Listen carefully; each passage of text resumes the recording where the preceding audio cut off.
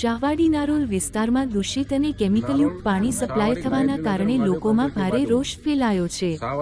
નળમાંથી દુર્ગંધયુક્ત અને ગંદુ પાણી આવતા પીવા અને દૈનિક ઉપયોગ માટે મુશ્કેલી ઊભી થઈ છે।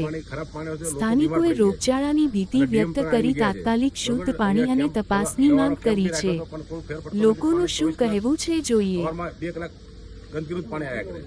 आ मोटा मोटी समस्या है। अमे घणी जगह अरजी आपी, मेयरनी पासे गया, कमिश्नर पास गया, बराबर डीएम ने बोलाया तो आनो कोई हल थतो नथी।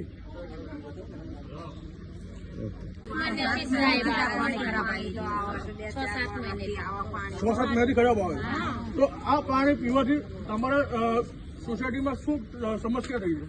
અમારા પાણી પીવાથી સાહેબ બધા ₹300